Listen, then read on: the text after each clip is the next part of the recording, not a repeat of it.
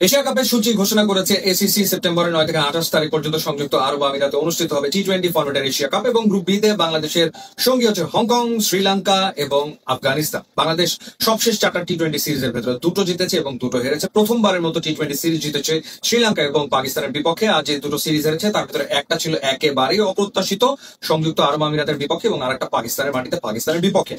বাংলাদেশ টি-20 ফরম্যাটে ভালো ক্রিকেট খেলছে, আবার খুব যে ভালো খেলছে সেটা বলার সুযোগ নেই, কারণ এই 4টা সিরিজে বাংলাদেশ 12টা ম্যাচ খেলেছে, জিতেছে 5টাতে, কিন্তু হেরেছে কিন্তু 7টা ম্যাচে। স্কোয়াড নিয়ে যদি আমরা কথা বলি, সবশেষ আমরা যে দুটো সিরিজ জিতলাম শ্রীলঙ্কা এবং পাকিস্তানের বিপক্ষে ঘরের মাটিতে, এই সিরিজ দুটোতে বাংলাদেশের স্কোয়াডে যারা রয়েছেন তাদের থেকে হয়তো দু একজন বাদ করতে পারেন, এবং বাইরে রয়েছেন এমন অন্ততপক্ষে 3জন জায়গা করে নিতে পারেন এশিয়া কাপের স্কোয়াডে। সেই 3জন কারা? সেই 3জন ডেফিনেটলি নুরুল হাসান সোহান, যিনি অনেকদিন ধরে আলোচনাতে রয়েছেন, এবং সবশেষে আমরা তাকে ডেকেছি গ্লোবাল সুপার লিগের রংপুর রাইডার্স এর অধিনায়কত্ব করতে। রানের ভেতরে রয়েছেন ইনফর্ম ক্রিকেটার, এবং আমার মনে হয় যে ডেফিনেটলি সে একটা কল পেতে পারে। আরেকজন হচ্ছেন মাহিদুল ইসলাম অঙ্কন, ডোমেস্টিক ক্রিকেটে ডেফিনেটলি ভালো ক্রিকেট খেলছেন অনেকদিন ধরেই।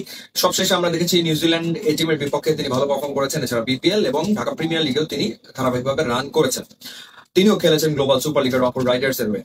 এবং তৃতীয় যে নামটা সেটা হচ্ছে খালেদ আহমেদ। রিসেন্টলি তিনি আসলে হোয়াইট বল ক্রিকেটে দুর্দান্ত পারফর্ম করতে শুরু করেছেন, স্পেশালি গ্লোবাল সুপার লিগের রংপুর রাইডার্স এর হয়ে পরপর দুটো ম্যাচে 8 উইকেট নিয়েছেন, 4 উইকেট করে নিয়েছেন। খুবই ইমপ্রেসিভ বোলিং করছেন, সুতরাং তিনি একটা ডাক পেতে পারেন বাংলাদেশ ন্যাশনাল টিমে এশিয়া কাপের স্কোয়াডে। সেক্ষেত্রে বাদ পড়বেন কারা? ওভারঅল আমরা যে পারফরমেন্স দেখলাম, মোটামুটি ভাবে সবাইকে ঘুরিয়ে ফিরিয়ে খেলানো হয়েছে রোটেশন পদ্ধতিতে এই সিরিজ গুলোতে।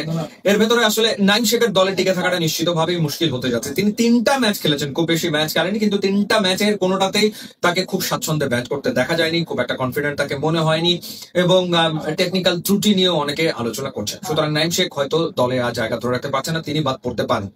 আরেকটা নাম যেটা, সেটা হচ্ছে মেহেদী হাসান মিরাজ। মেহেদী হাসান মিরাজ কি শেষ পর্যন্ত টি-20 স্কোয়াডে জায়গাটা ধরে রাখতে পারবেন কিনা সেটাও আসলে প্রশ্ন সাপেক্ষ, কারণ খুব আহামরি পারফর্ম করতে পারেননি মেহেদী হাসান মিরাজ যে ম্যাচগুলোতে তিনি খেলেছেন।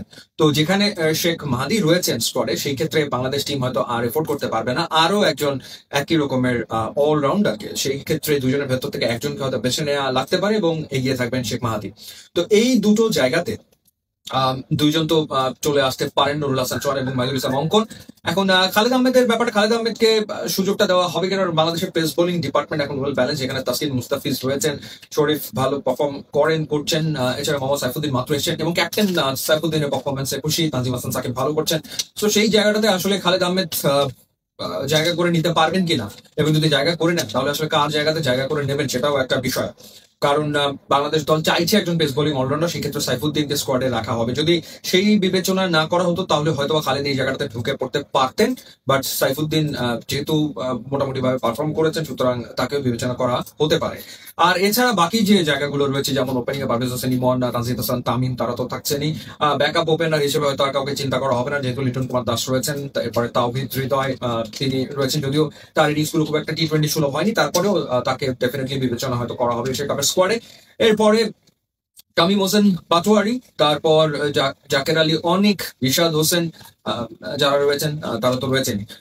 মূলত যে ব্যাপারটা সেটা হচ্ছে যে বাংলাদেশ এই সবশেষ 4টা সিরিজে আসলে স্ট্রাগল করেছে ব্যাটিং এ। তো সেই জায়গাটাতে ব্যাটিং ডেপথ বাড়াতে গেলে বা ব্যাটিং অপশন বাড়াতে গেলে নুরুল হাসান সোহান এবং মাহিদুল ইসলাম অঙ্কনকে হয়তো বাংলাদেশের টিম ম্যানেজমেন্ট দলভুক্ত করে ফেলতে পারে। ইউটিউব ইনস্টাগ্রাম লিঙ্ক আছে, আপনারা যদি খুবই খুশি হবো। And thanks for watching.